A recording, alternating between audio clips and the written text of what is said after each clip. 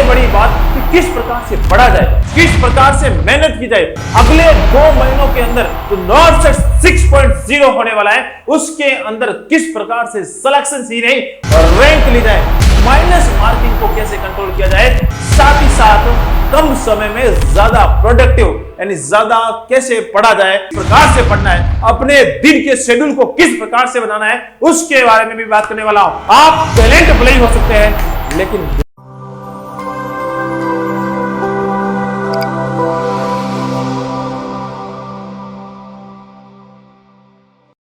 नमस्कार, एक बार फिर से आप सभी साथियों का हार्दिक स्वागत अभिनंदन टीएनसी की इस ऑनलाइन प्लेटफॉर्म में। Myself Phalaria, assistant nursing student AIIMS Patna. एक बार फिर से आप सभी साथियों का हार्दिक स्वागत करता हूं। जैसा कि आप सभी बच्चों के लगातार फोन कॉल और मैसेज आ रहे हैं कि सर जल्दी से जल्दी एक शानदार वीडियो बताएं जिसमें आप नॉर्थ सेट 6.0 में सक्सेस होने के टिप्स बताए जाए। तो आज हम बात करने वाले हैं इसी प्रकार से नॉर्थ सेट 6.0 के बारे में कि किस प्रकार से हमें बनना है रैंकर, साथ ही साथ किस प्रकार से मेहनत करनी है, किस प्रकार से सिलेक्शंस लेना है और सिलेक्शंस ही नहीं टॉप रैंक लेके आनी है। तो आज हम इसी के बारे में बात करने वाले हैं। इस वीडियो में लास्ट तक बने रहना है और अंत तक देखना है।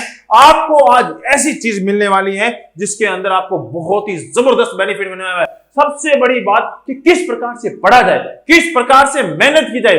अगले 2 महीनों के अंदर जो नॉर्थ सेट 6.0 होने वाला है उसके अंदर किस प्रकार से सिलेक्शन ही नहीं और रैंक ली जाए, माइनस मार्किंग को कैसे कंट्रोल किया जाए, साथ ही साथ कम समय में ज्यादा प्रोडक्टिव यानी ज्यादा कैसे पढ़ा जाए उसके बारे में बात करने वाले हैं। तो आज आपके सामने यही टॉपिक डिस्कस करने वाले हैं नॉर्थ सेट 6.0 के बारे में। और उस नॉर्थ सेट 6.0 में रैंकर्स बनने की बात करने वाले हैं। किसकी बात करने वाले हैं? रैंकर्स बनने की बात करने वाले हैं। तो शुरुआत हम आज एक बहुत ही शानदार तरीके से करने वाले हैं और वो रैंकर्स जो यहां पे आप देख रहे हैं नॉर्थ सेट 5.0 के रैंकर, जहां के अंदर टॉप 100 के अंदर टीएनसी के 40 रैंकर्स जो दिए हैं। और इस बार इस आंकड़े को आगे तक ले जाने की जिम्मेदारी आप सभी की है और उसके साथ कंधे से कंधा मिलाकर जो मेहनत करने वाली है वो टीएनसी की टीम करने वाली है। तो आज हम शुरुआत जो करने वाले हैं ट्रेंडिंग क्वेश्चन से शुरुआत करने वाले हैं। इस समय सबसे ज्यादा बच्चों के यही क्वेश्चन आ रहे हैं और एक एक क्वेश्चन का जवाब और साथ ही साथ किस प्रकार से पढ़ना है, अपने दिन के शेड्यूल को किस प्रकार से बनाना है उसके बारे में भी बात करने वाला हूं। अभी आप इस चैनल पे नए हैं तो जरूर इस चैनल को सब्सक्राइब कर लें। आने वाले समय में बहुत सारे आपको टिप्स मिलने वाले हैं और साथ ही साथ बहुत सारे सक्सेस मंत्र जो कि आपको रैंकर्स बनाएंगे, जो कि इसी यूट्यूब चैनल पे आपने बहुत सारे टॉपर्स के इंटरव्यूज देखें, उसी प्रकार से आपका भी नेक्स्ट टाइम में इंटरव्यू वहां पे होने वाला है। तो सबसे पहला सवाल जो आज की डेट में सबसे ज्यादा ट्रेंडिंग है वो सवाल क्या है? क्या सर 60 दिन के अंदर 60 डेज के अंदर इस सिलेबस को कंप्लीट किया जा सकता है? साथ ही साथ क्या 60 डेज के अंदर हमारा सिलेक्शन नंबर आज से पढ़ना शुरू करें तो क्या सिलेक्शन हो सकता है? ये सबसे बड़ा ट्रेंडिंग सवाल है और इसका जवाब भी मैं आपको देने वाला हूं। आगे बात करते हैं कि सर पढ़ता तो बहुत हूं, सर बहुत मेहनत कर रहा हूं लेकिन क्या नहीं आ रहे, मार्क्स नहीं आ रहे, इसके बारे में भी बात करूंगा। सर कैसे मैनेज करूं इस 24 घंटे को, जो 24 आवर जो हमें रोजाना हमें मिलते हैं, भगवान की तरफ से हमें गॉड गिफ्टेड मिल रहे हैं, लेकिन मैनेज नहीं कर पाता हूं। ऐसा लगता है कि 24 घंटे हैं और निकल जाते हैं, हमें पता ही नहीं लगता है ये 24 घंटे कैसे निकल रहे हैं, इसको मैं मैनेज कैसे करूं कि मुझे समझ में नहीं आ रहा है। इसके बारे में भी बात करने वाला हूं। तो चौथा पॉइंट जिसके बारे में सबसे ज्यादा बच्चे परेशान रह रहे हैं, नेगेटिव मार्किंग यानी माइनस मार्किंग जो 1/3 है, इसको कैसे कंट्रोल करना है इसके बारे में भी हम बात करने वाले हैं। नेक्स्ट थ्योरी ज्यादा पढ़ूं या एमसीक्यू, इसके बारे में बात करने वाले हैं। और नेक्स्ट कौन सी बुक को ज्यादा पढ़ना चाहिए, उससे हमें सबसे ज्यादा बेनिफिट मिलेगा।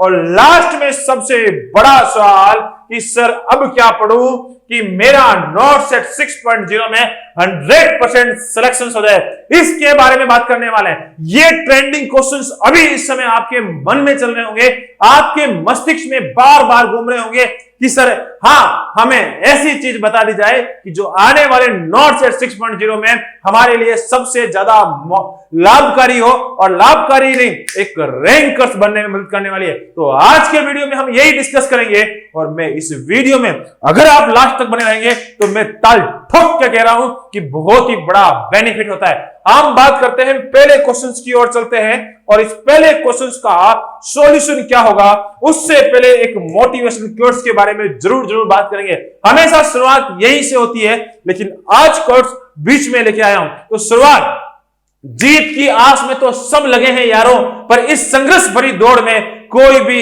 हिस्सा लेना नहीं चाहता है। सबको सिलेक्शन चाहिए। सबको क्या चाहिए? सिलेक्शन चाहिए। सर मुझे भी सिलेक्शन चाहिए, मेरा सिलेक्शन हो जाए। इस दौड़ में तो सारे बच्चे लगे हुए हैं, लेकिन कंटिन्यूटी मेहनत कितने बच्चे कर रहे हैं उन्हीं को ही सिलेक्शन मिलता है। तो यही कोटेशन यही कहना चाहता है कि इस संघर्ष बड़ी दौड़ में कोई हिस्सा लेना नहीं चाहता है, लेकिन सब क्या लगा के बैठे हैं? जीत की आस लगा के बैठे हैं। जीतेगा वही जो कि मेहनत करता रहेगा। बात करते हैं सर 60 डेज में नॉर्थ 6.0 में क्या सिलेक्शन हो सकता है। मैं 101% बोलूंगा और ताल ठोक के बोलूंगा 100% सिलेक्शन हो सकता है। बस देरी है तो आपकी, बस देरी है तो आपके सोचने पे निर्भर करता है कि आप सिलेक्शन लेंगे या नहीं। अब अगर आपने जहां पे भी अगर ये लिया क्या हो सकता है, तो भैया हो सकता है कि अगर चक्कर में पड़ गए तो 100% जो आप चाहोगे वही होगा। इस कुदरत में फिक्स लिखा है। इस भगवान ने आपको पहले एक वर्ड देके भेजा है, तथास्तु बेटा, जैसा तुम चाहोगे वैसा ही होगा। लेकिन सबसे बड़ी बात, चाहना पड़ेगा। मंजिल उन्हें नहीं मिलती जिनके ख्वाब बड़े होते हैं, मंजिल उन्हें मिलती है जो जिद पर अड़े होते हैं। तो सबसे पहला चीज ठानना पड़ेगा। अगर आप नहीं ठानेंगे तो 101% नहीं होगा। अगर आप ठान लेंगे तो मैं गारंटी ले रहा हूं कि सिलेक्शन होगा ही होगा। सबसे बड़ी बात पहले तो आपको अपने माइंड के अंदर ये ठानना पड़ेगा कि हां मैं सिलेक्शन लेके रहूंगा, कुछ भी हो जाए, चाहे 60 दिन हो, चाहे वो दिन घटा के 40 दिन क्यों नहीं कर दो, मेरा सिलेक्शन होकर रहेगा।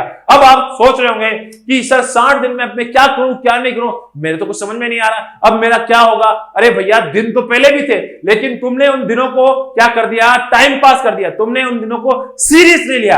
अब तुम थोड़ा सीरियस हुए हो, लेकिन मैं फिर भी बोल रहा हूं, अभी भी अगर आप सीरियस हैं तो मैं गारंटी दे रहा हूं सिलेक्शन होगा ही होगा। लेकिन सीरियस होना पड़ेगा और सीरियसनेस के साथ पढ़ाई करनी पड़ेगी। अब बात करते हैं कि सर हां आपने तो ये बता दिया कि हां सर 60 दिन के अंदर सिलेक्शन ले सकते हैं, लेकिन कैसे होगा इसके बारे में भी बात करें। तो सर सीधी सी बात इसी पॉइंट पे आ जाता हूं, सर पढ़ता तो बहुत हूं लेकिन मार्क्स नहीं आते। क्या नहीं आते भैया?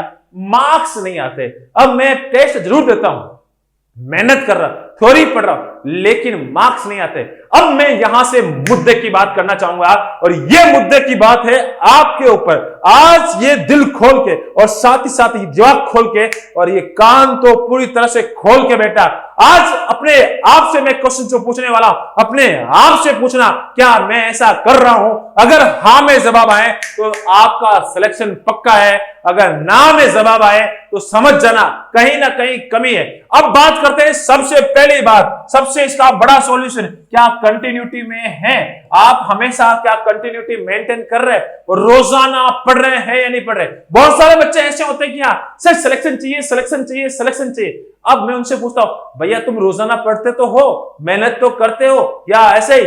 सर आज पढ़ा था, कल 2 दिन छुट्टी गांव चला गया था, फिर 3 दिन वापस के बाद मुझे याद आया कि पढ़ना चाहिए, फिर मैंने पढ़ाई शुरू की, फिर 2 दिन किसी का फोन आया, किसी की शादी है, फिर चल दिया।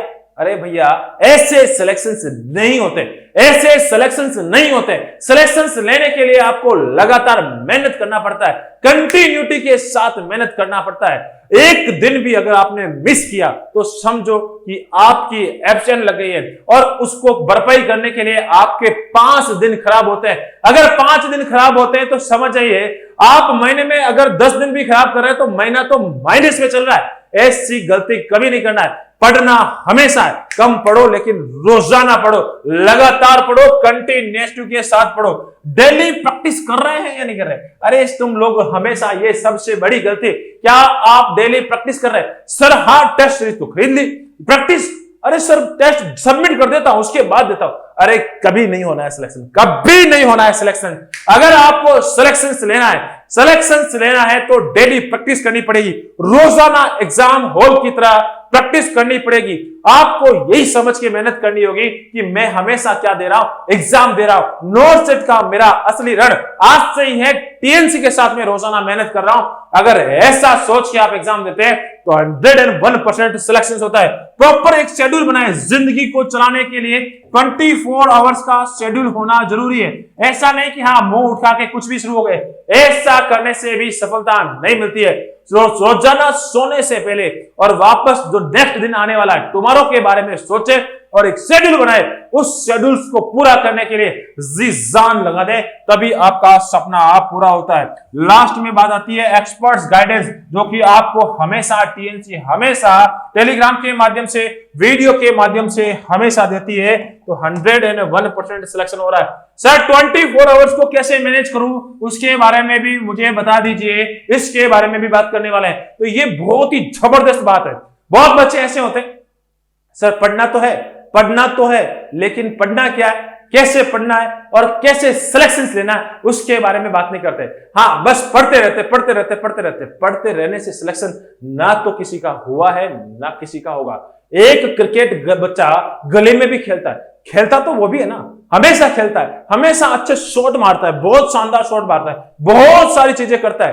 क्या आज तक वो अपनी परफॉर्मेंस बहुत अच्छी दे पाता है? बहुत ही वर्ल्ड कप में उसमें सिलेक्शन हो पाता? नहीं भैया। आपको सिलेक्ट होने के लिए सिस्टमेटिक वे में आपको एकेडमी ज्वाइन करनी पड़ती है, मेहनत करनी पड़ती है, प्रैक्टिस करनी पड़ती है, एक्सपर्ट्स की राय लेनी पड़ती है, तभी आपका सिलेक्शन होता है। तो सबसे बड़ी बात ये 24 आवर्स है, इसको मैनेज नहीं करेंगे तो सिलेक्शन होना कोई फायदा होगा ही नहीं। मैं तो बोलूंगा होगा ही नहीं।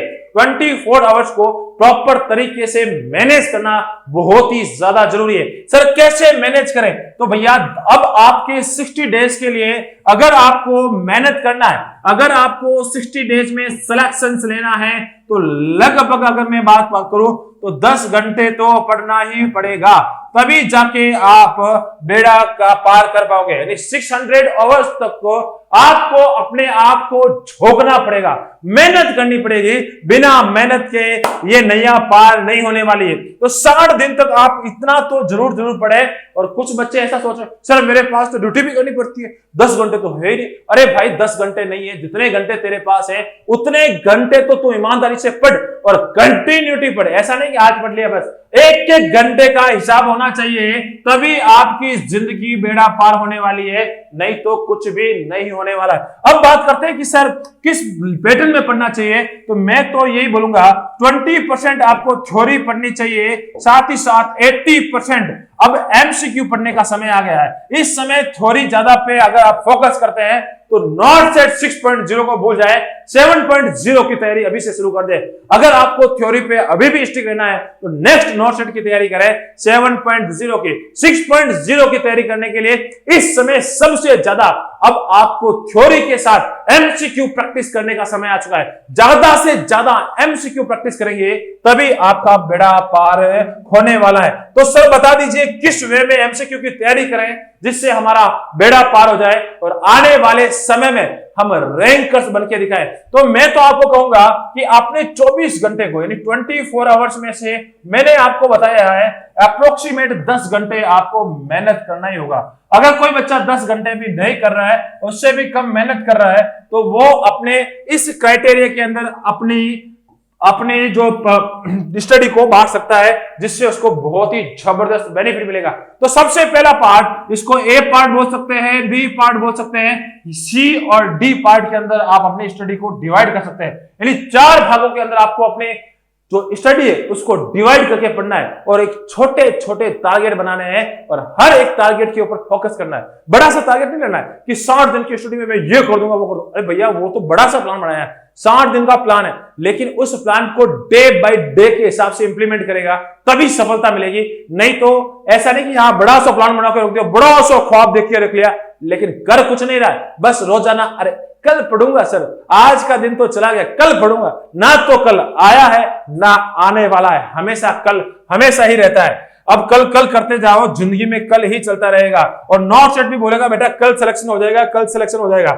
ऐसे ही होता चलता जाएगा। अब हम बोलेंगे किस प्रकार से पढ़ाई करें। तो सबसे पहली बात, आप अगर 10 घंटे पढ़ रहे हैं तो 20% 2 घंटे थ्योरी के अंदर थे। मैंने आपको पहले ही बताया 20-80 का रेशियो मेंटेन करना है, यानी 20% थ्योरी पढ़नी है, 80% आपको एमसीक्यू पे फोकस करना है, क्योंकि अल्टीमेटली जो एग्जाम में आने वाला है एमसीक्यू पार्ट आने वाला है। अब बहुत सारे बच्चे इस समय ये भी सोच रहे होंगे कि सर थ्योरी पढ़ेंगे तभी तो एमसीक्यू आएंगे। अरे भैया थ्योरी तो आपने पढ़ ली होगी, थ्योरी तो आपने पढ़ ली होगी, अब आप बार बार उस थ्योरी पे स्टिक रहेंगे तो एमसीक्यू प्रैक्टिस नहीं कर पाएंगे। और इस समय सबसे ज्यादा एमसीक्यू प्रैक्टिस करने की बारी है। थ्योरी को आपको वापस से रिवाइज करना है, रिवीजन करना है, और ज्यादा से ज्यादा क्या करना है, एमसीक्यू प्रैक्टिस करेंगे।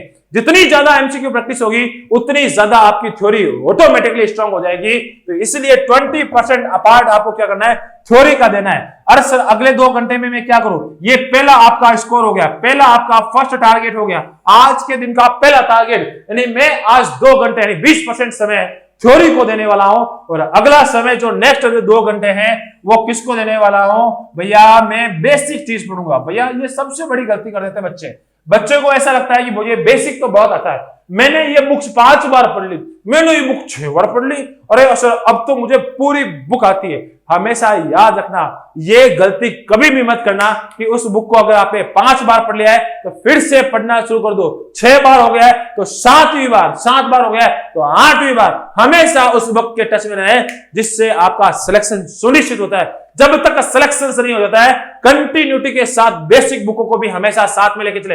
बेसिक गाइड कौन कौन सी है भैया, एक तो पीआर यादव, एक टारगेट हाई। इन दोनों बुकों में से जो भी आपको अच्छी लग रही है, जो भी बुक आपके पास में अवेलेबल है, उन दोनों में से किसी को भी प्रेफर कर सकते हैं। मेरी प्रेफरेंस हमेशा पीआर यादव पे रही है, क्योंकि ये बुक जरूर पन्नों में हल्की लगती है, इसके पन्ने जरूर हल्के हैं, लेकिन बहुत जबरदस्त काम की चीज है भैया, इसको जरूर जरूर जरूर जरूर हमेशा पढ़ना है। तो इन दोनों को हमेशा समय दें और लगातार एक टाइम फिक्स करें कि मैं रोजाना ये बुक पढ़ूंगा। पेज नंबर 1 से शुरू करें और लास्ट तक हमेशा पढ़ते रहे। पढ़ने का तरीका मैंने आपको पहले भी बताया है, जो क्वेश्चन से नहीं आता है उस क्वेश्चन को गोला करें, जो आता है उसको वैसे ही छोड़ दें, उसको गोला करने की जरूरत नहीं है। फिर एक बार कंप्लीट होने के बाद दूसरी बार उन गोलों को पढ़ें, जो सही हो रहा है उनको छोड़ दें, और जो सही नहीं हो रहा है उसके ऊपर गोले के साथ एक स्टार मार्क और लगा दें। तीसरी बार आप कितना आसान सा होता जा रहा है, कितना आसान तरीके से आप उस बुक्स को 50 बार 100 बार भी पढ़ सकते हैं।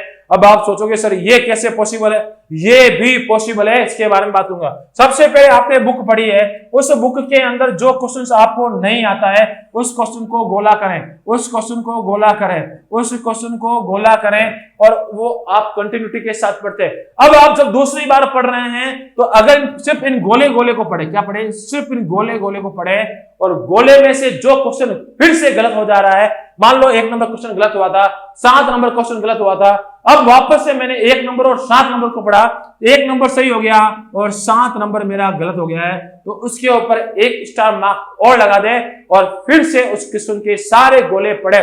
अब तीसरी बार हम क्या करेंगे, तीसरी बार इन क्वेश्चनों को पढ़ेंगे, अगर इसमें से सही हो रहे हैं तो इसी पोजीशन में छोड़ देंगे, फिर से क्वेश्चन गलत हो रहा है तो उसको डबल स्टार लगाएंगे, फिर डबल स्टार को पढ़ेंगे, फिर ट्रिपल स्टार लगाएंगे, और अगर ये ट्रिपल स्टार तक ये क्वेश्चन पहुंच जाता है तो आप समझ लें कि उस बुक में से पूरा सेग्रीगेशन हो चुका है, और लास्ट में ये क्वेश्चन सबसे टफेस्ट होंगे, इनको आपको पढ़ के जाना है, हर बार सिलेक्शन की लिस्ट में नाम होगा। तो ये तो होता है पढ़ने का तरीका।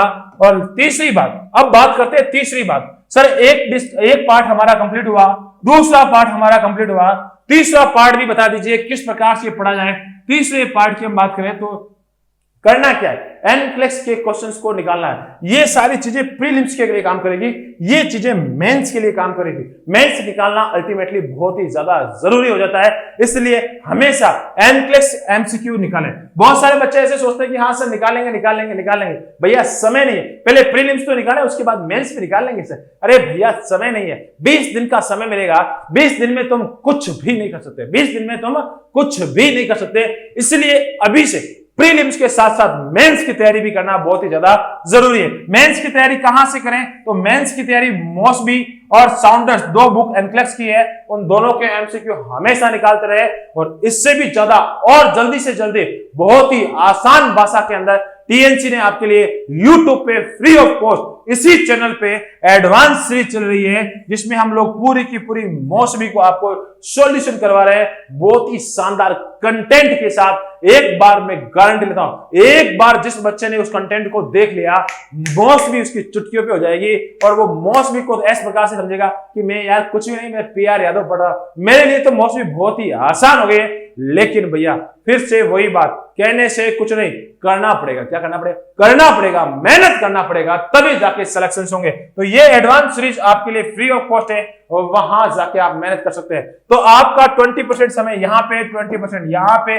20% समय यहाँ पे आपका एक्सपेंड कर दिया, यानी आपने 60% समय यहाँ पे खर्च करने के बाद 40% समय आप टेस्ट सीरीज को दें। अब बहुत सारे बच्चे ऐसे सोचते हैं कि सर मैं टेस्ट देता हूं, मेरा समय जा रहा है। अरे भैया 40 से 50% समय तो वही देना है आपको। अब इस समय प्रैक्टिस करना है। जितने ज्यादा आप टेस्ट देंगे, जितने ज्यादा नोट सेट जैसे टेस्ट देंगे, उतनी ज्यादा परफेक्टनेस आएगी। थ्योरी से आज तक किसी का सिलेक्शन नहीं हुआ है।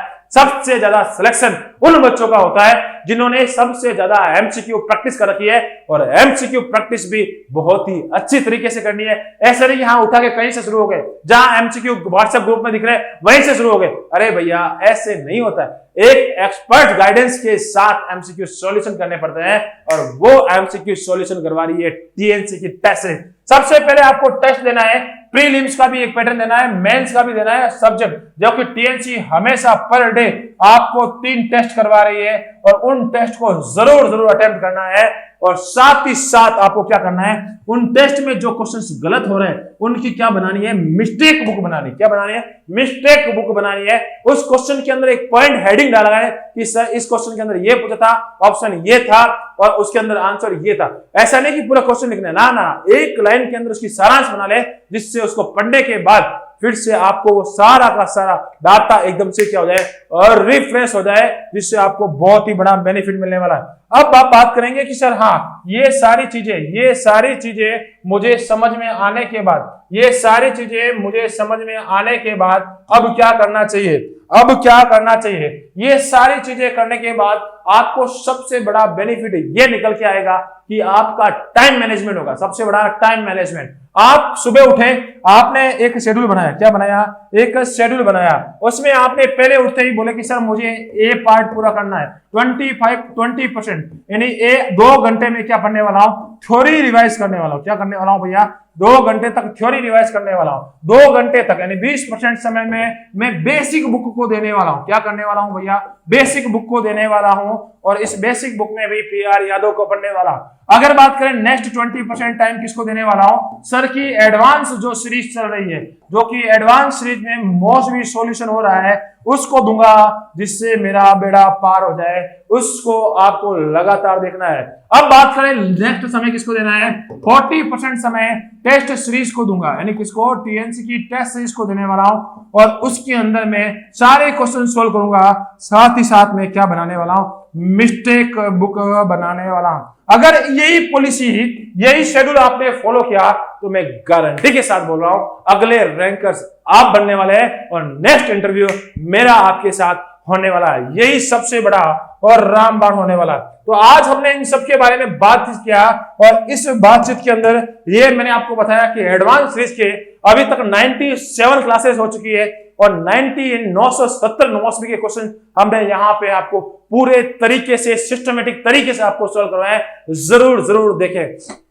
बहुत सारे बच्चे इस वीडियो को नए हैं, और इस वीडियो को अगर देख रहे हैं तो उनके लिए मैं बता देता हूं, टीएनसी ने आपके लिए एक बहुत ही शानदार प्लान लॉन्च किया है। नॉट सेट 6.0 के लिए एक टेस्ट सीरीज लॉन्च की है, जो कि 1 फरवरी से चालू हो चुकी है, और आने वाले नेक्स्ट नॉट सेट तक चलने वाले। वैसे इसकी वैलिडिटी 6 मंथ रखी गई है। इसमें बहुत सारी चीजें सोची जाती है। आप सोचेंगे सर नॉट सेट तो 2 महीने में, 6 मंथ की वैलिडिटी क्यों रखी है? भैया बहुत सारे बच्चे ऐसे भी है जो कि आने वाले नॉट सेट की भी तैयारी कर रहे हैं, पहली बार तैयारी कर रहे हैं, 100% सिलेक्शन नहीं होते हैं, तो उसमें से कुछ बच्चे असफल भी हुए। तो आगे का ध्यान में रखें, क्योंकि बच्चों के पास हर बच्चा एक गरीब परिवार से, एक मिडिल परिवार से निकल के आता है, तो सारे बच्चों का ध्यान रखा जाता है, और उसी बच्चों में से हमें एक बार फीस लेके दोनों नोट सेट की तैयारी करवा सकते हैं। इसीलिए 6 मंथ की वैलिडिटी आपको दी जा रही है। तो आपको वहां पे रोजाना कितने एग्जाम मिलने वाले हैं? 3 एग्जाम मिलने वाले। कितने एग्जाम मिलने वाले हैं? 3 एग्जाम मिलने वाला है। एक नॉर्थ साइड प्रीलिम्स पैटर्न पे होने वाला है, एक नॉर्थ साइड मेंस के पैटर्न पे होने वाला है, एक सब्जेक्ट वाइज होने वाला है। रोजाना 3 टेस्ट होंगे और तीनों टेस्ट के अपलोड होने का जो समय है वो सुबह 6 बजे आपको फोल्डर में दिखने लग जाते हैं और रात को 11:30 तक आपको इन एग्जामों को अटेंड करना है। यानी आपको मिलता हुआ समय लगभग 18 घंटे का समय आपको रहता है। उस 18 घंटे के समय में आपको तीनों पेपर अटेंड कर लेने होते हैं और लगभग अगर बात करें तो 12 बजे के करीब में इसका रिजल्ट आ जाता है, ऑल इंडिया रैंक आपके पास आ जाती है। तो इसी कथनों के साथ मैं कहना चाहूंगा कि आप अपनी तैयारी को 101% मजबूत बना सकते हैं। क्या कर सकते हैं? मजबूत बना सकते हैं। तो क्या इन सारे सवालों का जवाब आपको 100% मिला होगा? और आने वाले समय में मैं गारंटी ले रहा हूं, आज जिस इस बच्चे ने इस वीडियो को देखा है तो मैं गारंटी ले रहा हूं 100% एक स्ट्रेटजी मिली होगी किस प्रकार से पढ़ना चाहिए, उसके बारे में आपको पूरा का पूरा नॉलेज मिला होगा। तो क्या सिलेक्शन हो सकता है? बिल्कुल 100% हो सकता है। सिर्फ पढ़ता तो बहुत मार्क्स नहीं आते, कंटिन्यूटी के साथ, डेडिकेशन के साथ और रोजाना अगर आप 24 आवर्स के शेड्यूल को मैनेज करते हैं तो 101% सिलेक्शन हो रहा है। अब बात करें इस नेगेटिव 1/3 को कैसे कंट्रोल करो। भैया कोई भी आज तक किसी भी दुनिया में रामबाण नहीं बना है। नेगेटिव कंट्रोल करने के लिए सबसे बड़ी चीज होती है प्रैक्टिस, प्रैक्टिस और प्रैक्टिस। जितनी ज्यादा प्रैक्टिस होगी उतना ज्यादा आपको अपने पैटर्न के बारे में समझ में आएगा कि कितने क्वेश्चन सही करना मैं करता हूं तो कितने सही होते हैं, कितने क्वेश्चन गलत होते हैं, इतने क्वेश्चन छोड़ने पे मेरा स्कोर क्या रहता है, वो सारा खेल आपको समझ में आने लगेगा। आप टैलेंट भले ही हो सकते हैं लेकिन विदाउट प्रैक्टिस सफल नहीं हो सकते हैं। तो प्रैक्टिस जरूरी है और प्रैक्टिस के साथ एक्सपर्ट गाइडेंस का होना बहुत ही ज्यादा जरूरी है। थ्योरी ज्यादा पढ़ो या एमसीक्यू प्रैक्टिस, इसमें मैंने आपको पहले ही बता दिया है 20-80 का रेशियो फॉलो करना है। कौन सी बुक्स को ज्यादा पढ़ो तो मैंने बता दिया है भैया, पीआर फॉलो कर सकते हैं, साथ ही साथ मॉसबी की फॉलो कर सकते हैं और साथ ही साथ टीएनसी की टेस्ट सीरीज को आपको फॉलो करना है। सर अब क्या पढ़ूं कि पक्का सिलेक्शन हो जाए, उसके लिए मैंने आपको डिस्कस कंप्लीट कर दिया है। तो ये तो सारा था पूरा का पूरा मेरा आपके साथ विश्लेषण और इस प्रकार से मैं बहुत सारे वीडियो आप सभी के लिए लेके आने वाला जिसमें मैं आपको बहुत सारी स्ट्रेटजी बताने वाला हूं। अगर आप इस चैनल पे अभी भी नए हैं और आपने अभी तक इसका सब्सक्राइब वाले बटन को नहीं दबाया है और बेल आइकन पे दबा के ऑल पे अगर आपने क्लिक नहीं किया तो जल्दी से जल्दी ऑल पे क्लिक कर लीजिए, क्योंकि इसी चैनल पे आपको मिलने वाले बहुत सारे मोटिवेशनल वीडियो, साथ ही साथ आपको मॉसबी सॉल्यूशन और बहुत सारा सुपर कंटेंट। टीएनसी हमेशा हमेशा कंटेंट के लिए जानी जाती है, साथ ही साथ टॉप रैंकर्स के लिए जानी जाती है। हमेशा सबसे ज्यादा पूरे भारत में सबसे ज्यादा टॉप रैंकर्स देने वाला संस्थान रहा है तो टीएनसी रहा है और वो इसलिए रहा है क्योंकि कड़ी मेहनत का कोई विकल्प नहीं है। बहुत सारे बच्चे इस समय अभी भी मेहनत से भाग रहे हैं, उन बच्चों से मैं कहना चाहूंगा कि अभी भी समय, अभी भी आपके पास समय, अगर आप चाहें तो 101% अपने माता पिता के सपनों को पूरा कर सकते हैं। अभी बहुत सारे बच्चों को ऐसा लग रहा है अरे पढ़ लेंगे ना यार, क्या है, समय है ना, रिवीजन कर लेंगे ना। भैया अब समय नहीं बचा है, अब समय नहीं बचा है, आपको जी जान लगानी चाहिए। और स्पेशली अगर मैं बात करूं तो आपके लिए नहीं, अपने माता पिता के लिए लगानी चाहिए, जो कि हमेशा यही सपना देख रहे हैं कि आने वाले समय में मेरा बेटा या बेटी नर्सिंग ऑफिसर बनेगा। अभी भी अगर कहीं दूर, अगर मेरे घर से दूर है तो मेरे घर के नजदीक में एम्स लेगा और मेरे सपनों को आसान, मेरे जो समाज के अंदर मेरी इज्जत को बढ़ाएगा और मैं मेरे बेटे के या बेटी के साथ में बगल में बैठ के, कार के अंदर बैठ के मैं यात्राएं करूंगा। ये सारे सपने आपके माता पिता के सपने हैं और इन सपनों को पूरा करने की जिम्मेदारी जो है वो आप लोगों की है। बहुत सारे बच्चे ऐसे होते हैं कि हाँ सर बस पढ़ रहे हैं बस टाइम पास कर रहे हैं। नहीं भैया, टाइम पास नहीं, अब समय आ चुका है मेहनत करने का और लगातार मेहनत करते रहें, टीएनसी के साथ लगातार आगे बढ़ते रहें और सफलता को सुनिश्चित करते रहें और आने वाले समय में टॉप रैंकर्स बन के दिखाएं। तो आज के लिए इतना ही, फिर मिलेंगे एक नई एनर्जी के साथ, एक नए जोश के साथ, नए जुनून के साथ, नई स्ट्रेटजी के साथ, नए डाटा के साथ और किस प्रकार से टॉप रैंकर्स बनना है उसके साथ। तो आज के लिए इतना ही, फिर मिलेंगे एक नई ऊर्जा के साथ। तो जय हिंद, जय भारत, वंदे मातरम। और लास्ट में मेरी एक ही बात कि कर दिखाओ कुछ ऐसा कि दुनिया करना चाहे आपके जैसा। जय हिंद, जय भारत, वंदे मातरम। Thank you so much.